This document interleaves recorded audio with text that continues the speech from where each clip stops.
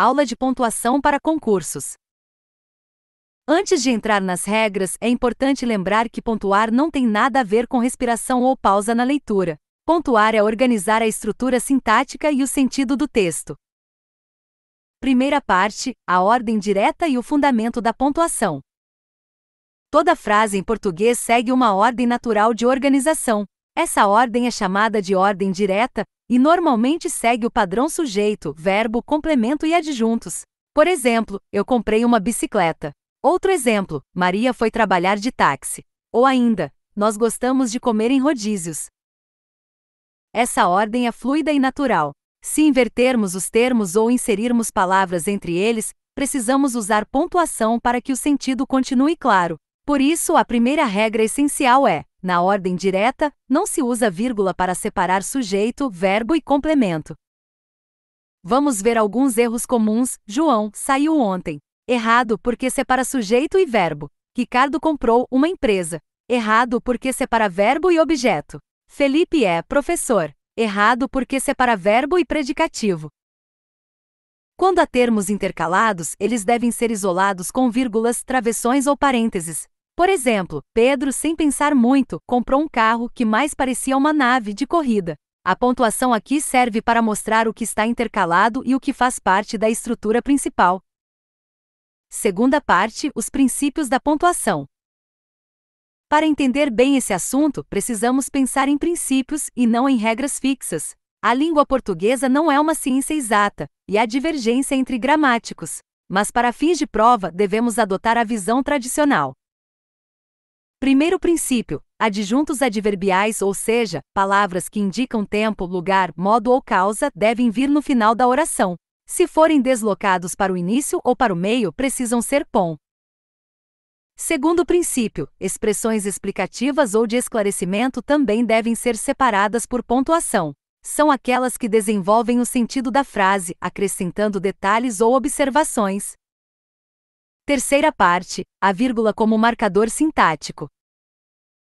A vírgula é o sinal de pontuação mais cobrado nas provas e o que mais causa confusão. Muita gente ainda pensa que vírgula é para respirar, mas ela serve para indicar relações gramaticais. Um simples uso incorreto pode mudar o sentido da frase.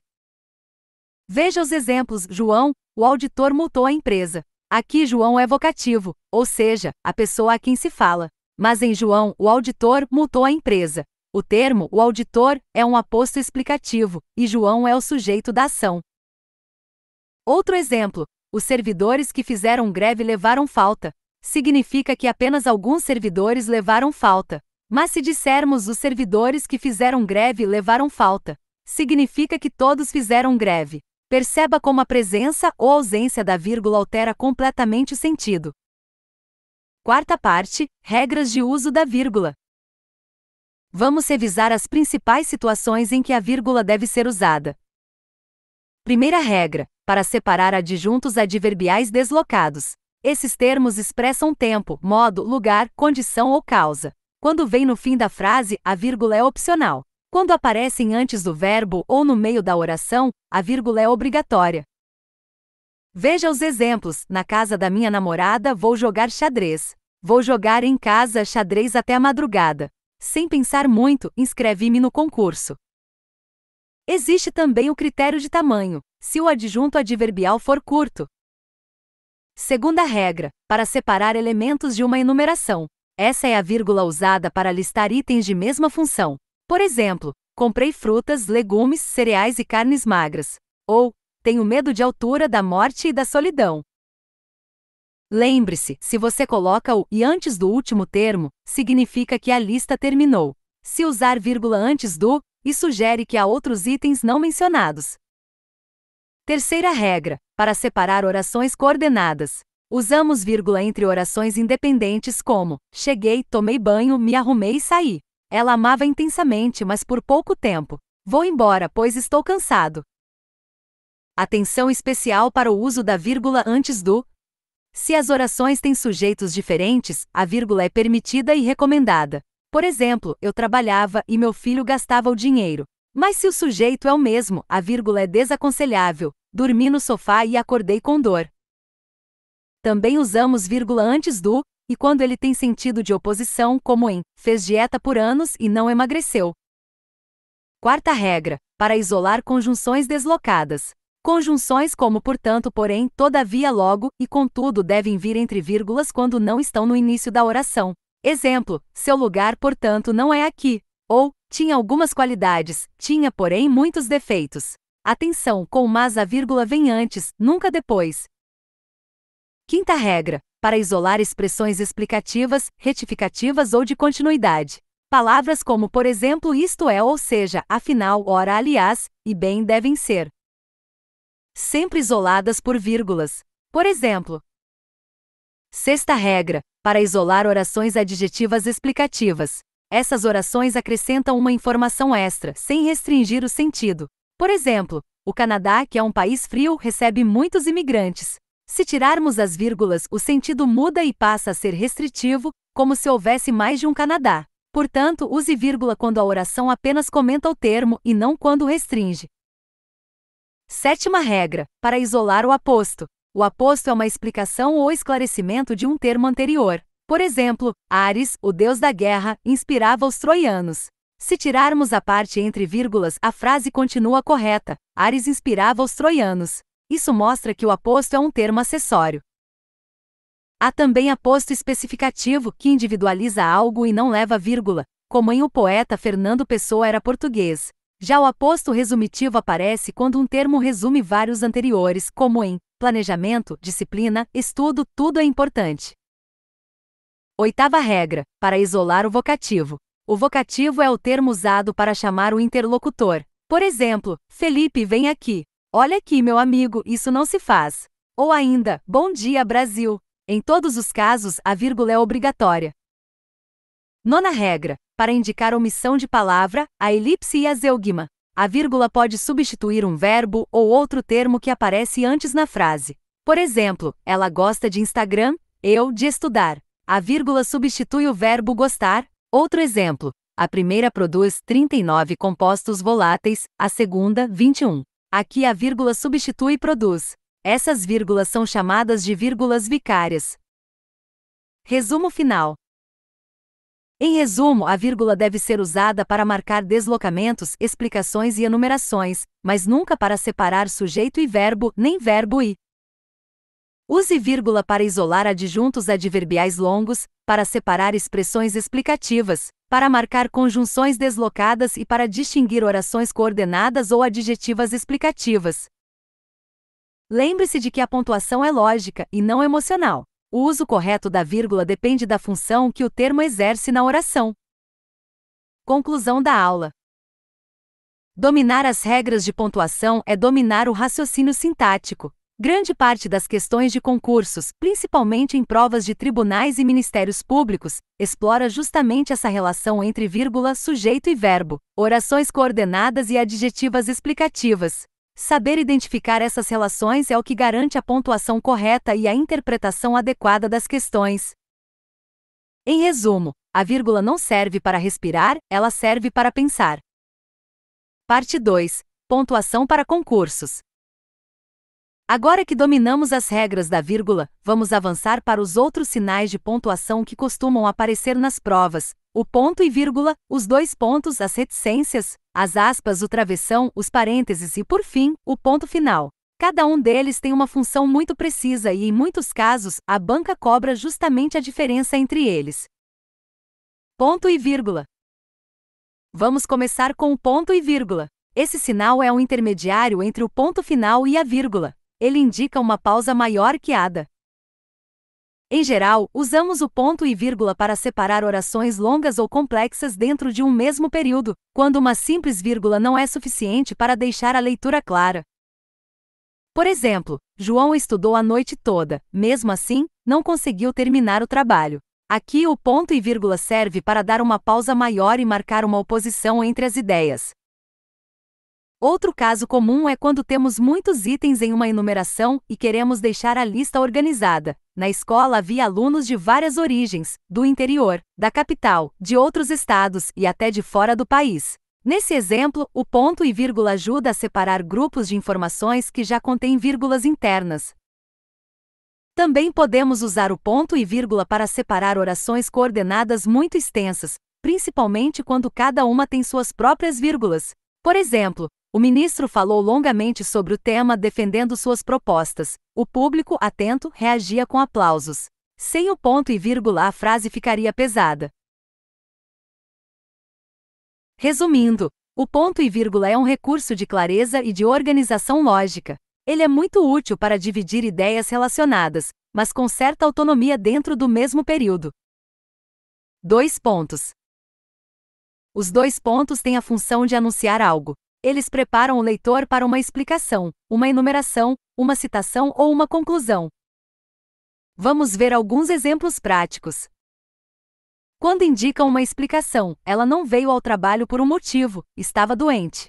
O trecho após os 2 pontos explica o motivo citado antes. Quando anunciam uma enumeração, na geladeira havia de tudo: frutas, queijos, legumes e até chocolate.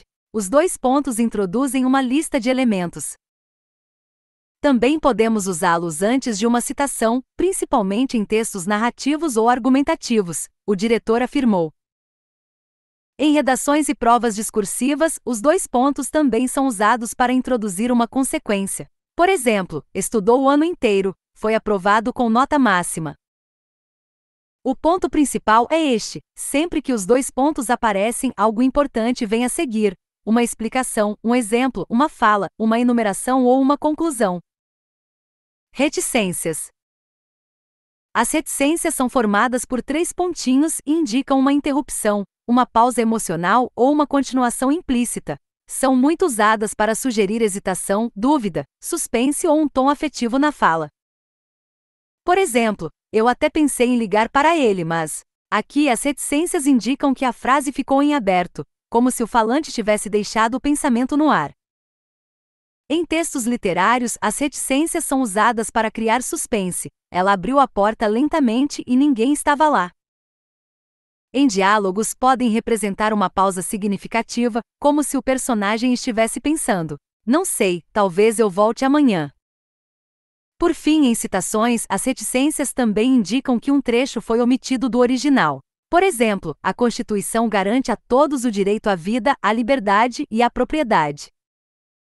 É importante lembrar que as reticências não substituem o ponto final. Elas apenas indicam que algo ficou subentendido, inacabado ou emocionalmente suspenso.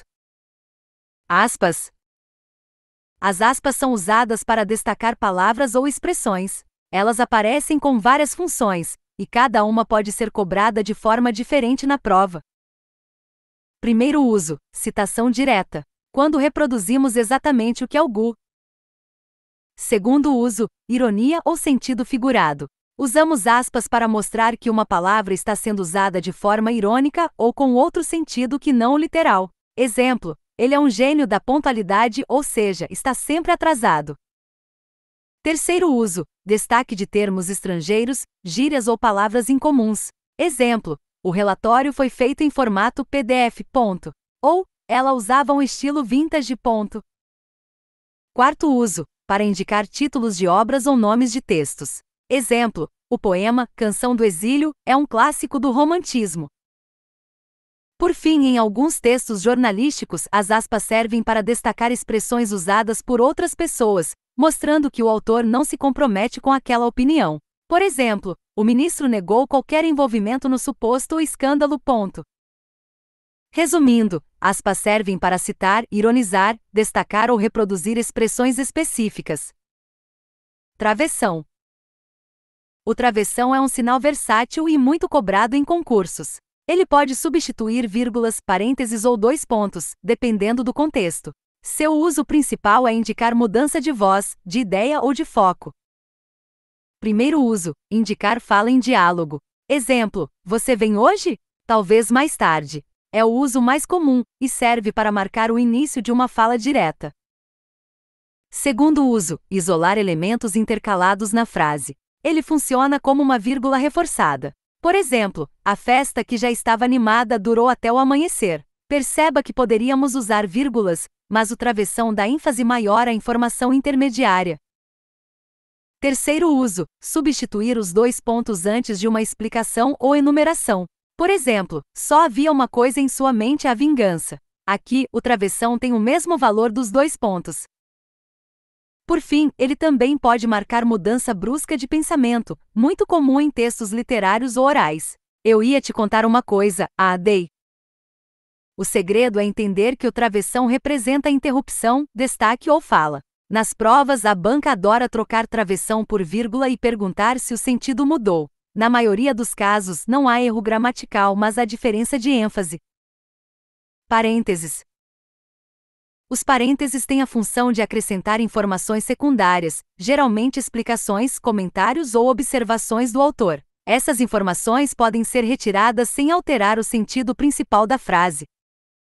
Por exemplo, o português, assim como o espanhol, deriva do latim. O que está entre parênteses é um comentário explicativo. Outro exemplo: ele viajou para o Canadá, país que sempre sonhou conhecer. Em textos formais, os parênteses são usados com moderação, mas nas provas eles aparecem para testar se o candidato entende que tudo entre parênteses é acessório, ou seja, pode ser retirado sem prejuízo gramatical. Em textos literários, os parênteses também podem indicar um tom reflexivo ou irônico, como se o narrador comentasse o próprio texto. Lembre-se, as informações entre parênteses têm o mesmo valor de algo entre vírgulas ou travessões. Todas essas formas indicam uma intercalação. Ponto final. Por último, chegamos ao ponto final. Ele é o sinal que encerra uma ideia completa. Usamos ponto final no fim de frases declarativas, afirmativas ou negativas. Por exemplo, o aluno estudou muito. Ela não compareceu à reunião. Mas há algo importante aqui: o ponto final não é apenas um sinal de término. Ele também marca a unidade de sentido. Cada ponto final indica que o raciocínio se concluiu e outro vai começar. Nas provas, isso pode ser cobrado em questões de coesão e coerência. Quando a banca pergunta se a substituição de um ponto por uma vírgula ou por ponto e vírgula altera a clareza do texto.